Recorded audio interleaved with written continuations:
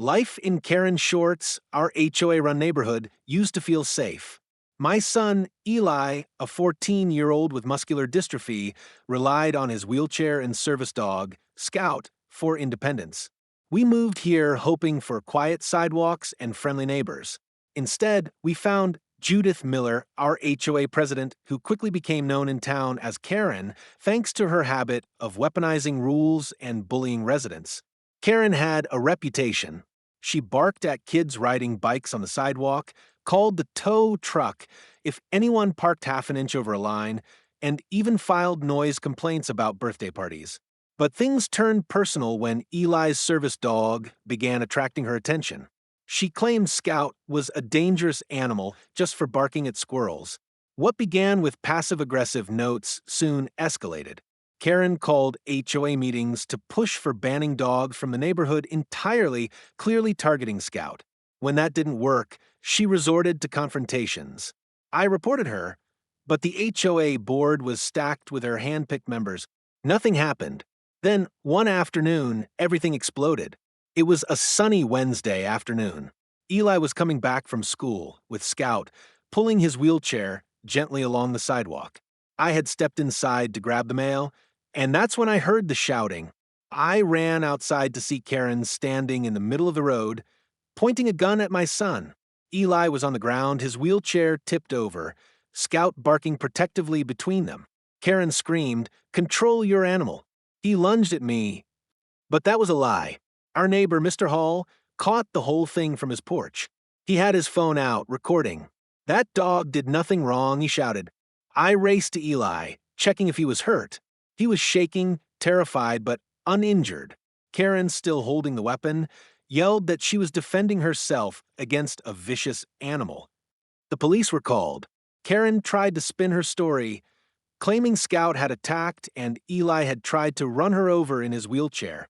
But her story crumbled fast. Despite the trauma of that day, the police didn't immediately arrest Karen. She insisted she feared for her life, even though multiple neighbors contradicted her account. The footage Mr. Hall recorded clearly showed Eli moving calmly before Karen stormed into the street with a weapon drawn. Scout never even left Eli's side. Still, Karen invoked a vague HOA clause about dangerous animals and personal safety and filed a formal complaint. Somehow, the HOA board didn't outright dismiss it.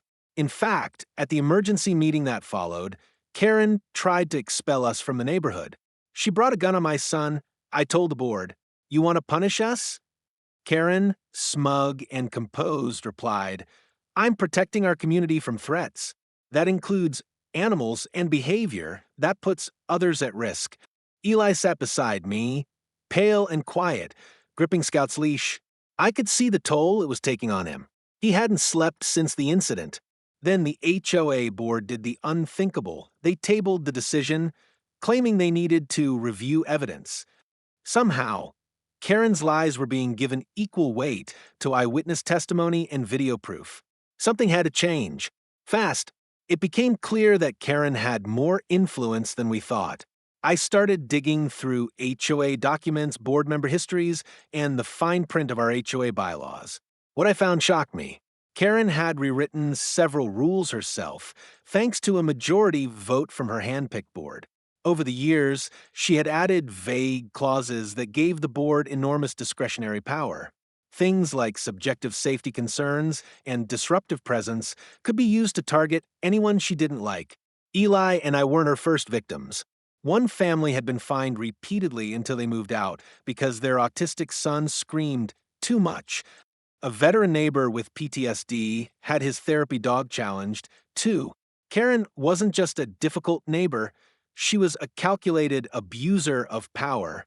That night, I created a private group chat with residents who had stories like ours. Within hours, nearly 24 people joined. The next morning, we decided we'd had enough. We called ourselves the Fair Neighbors Coalition. Our goal: remove Karen and her allies from the HOA board. Step 1, awareness. We printed flyers detailing Karen's abuses with links to video evidence and first-hand accounts. We slid them under doors, posted on the neighborhood Facebook page, and circulated the police report, which now officially named Karen as the aggressor. Karen tried to respond with damage control. She held a community meeting to spin the situation and accused us of running a smear campaign. But fewer people showed up than usual, and those who did ask tough questions. Meanwhile, Eli slowly began to regain his confidence. Knowing that the community was behind us made a difference. Scout stayed close to him, always alert. As petitions for a vote of no confidence grew, Karen's grip began to loosen. Even one of her board members resigned. Quietly, but publicly disagreed with her actions. We were gaining momentum, and Karen knew it. The HOA bylaws required a two-thirds majority of homeowners to call a special election. We needed 54 signatures, and we got 72. Karen tried to stall the vote, citing procedural issues, but too many residents were watching now. We forced the special election through. At the community hall, packed tighter than I'd ever seen it, neighbors lined up to vote. Several stood up to speak. Parents, veterans, disabled residents, each one telling how Karen had mistreated them. When it came time for ballots to be counted, the tension was electric. Karen lost. Not just her presidency, she and two other board members were removed entirely. The new board? Composed of people we trusted, people who believed in inclusion, accountability, and truth. Justice wasn't just a concept. It was happening right in front of us. With Karen off the board, the police investigation picked up momentum. More neighbors came forward to file complaints about harassment, threats, and misuse of HOA power.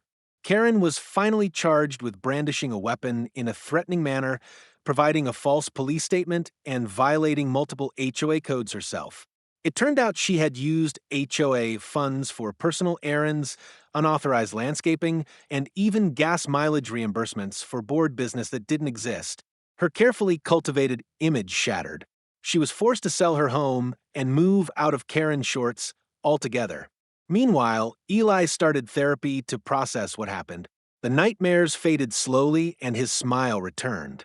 We enrolled him in a self-advocacy program for kids with disabilities.